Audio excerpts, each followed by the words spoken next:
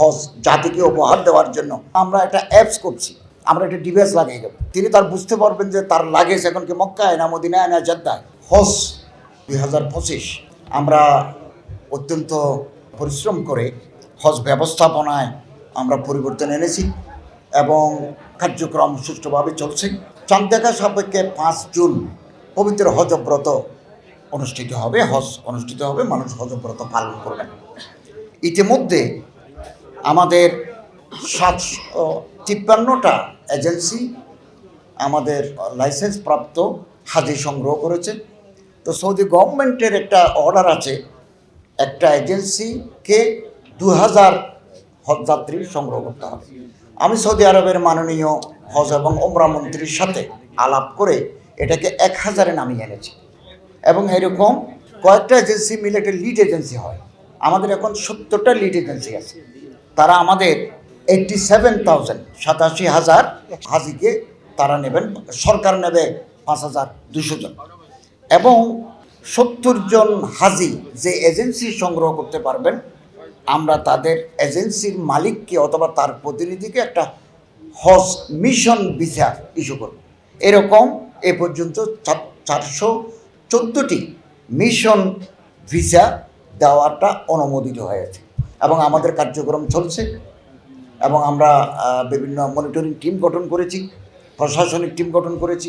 এখান থেকে কিছু মানুষ যাবে হাজিদের সেবা দেওয়ার জন্য।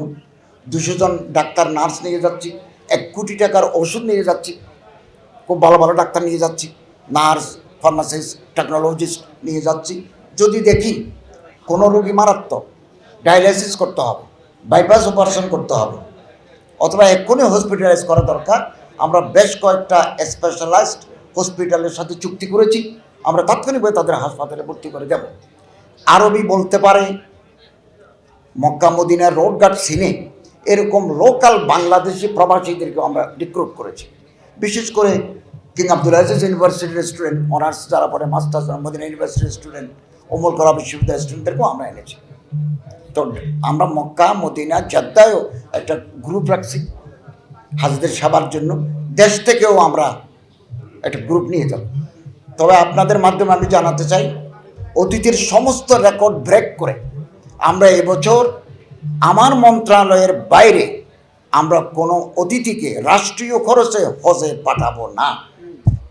এটা আমাদের প্রধান উপদেষ্টা মহোদয়ের অভিপ্রায় আছে। বিভিন্ন মন্ত্রণালয়ের চাপ সত্ত্বেও আমি এই পর্যন্ত টিকে আছি এবং আমার মন্ত্রণালয় আবার সবাইকেও নেব না। গত বছর যারা গেছে তারা যেতে পারবেন না, ওখানে যাচাই বাছাই করে যাদের আমাদের প্রয়োজন। আমার মন্ত্রণালয় তো অনেক লোক, 64 জেলায় আমাদের ইমাম প্রশিক্ষণ ইসলামিক ফাউন্ডেশন অফিস আছে, তারপর আমাদের মসজিদ ভিত্তিক গণশিক্ষা কার্যক্রম আছে, দারুল আরকাম আছে, আমাদের অনেক প্রকল্প আছে, ইমাম প্রশিক্ষণ একাডেমি আছে, বেশ 8টা বিভাগে। আমরা সবাইকে নিতে পারবো না। 2025 সালে যাদেরকে নেব, 2026 সালে তারা বাদ যাবেন। এভাবে বাই ফেজেস আমরা আমাদের মন্ত্রণালয়ের লোকদের সেবা আমরা নিচ্ছি। আমরা এই মুহূর্ত পর্যন্ত হজের ব্যবস্থাপনা নিয়ে কোনো বিশৃঙ্খলার আশঙ্কা করছি না। তবে চ্যালেঞ্জ তো থাকে, শঙ্কা থাকে, প্রবলেম থাকে, স্টিল প্রবলেম পারসিস্ট, কিন্তু এটাকে আমরা বিশৃঙ্খলা বলবো না। আমরা সুন্দরভাবে এগোচ্ছি, আশা করি আমরা এতে সফল হব। কিছু চ্যালেঞ্জ আছে, কিছু বাধা আছে। আমার মন্ত্রণালয়ের হজ উইং আছে, এমনকি আপনি জেনে খুশি হবেন, গতকালও আমাদের অফিসাররা মন্ত্রণালয়ে বন্ধের দিন অফিস করেছেন আমার সাথে, আজকেও তারা অফিসে এসেছেন। কিছুক্ষণ পর পর আপডেট হচ্ছে। তো আমরা বিশৃঙ্খলার আশঙ্কা করি না, তবে চ্যালেঞ্জ আছে, প্রবলেম আছে, এগুলো আমরা আশা করি ওভারকাম করতে পারব।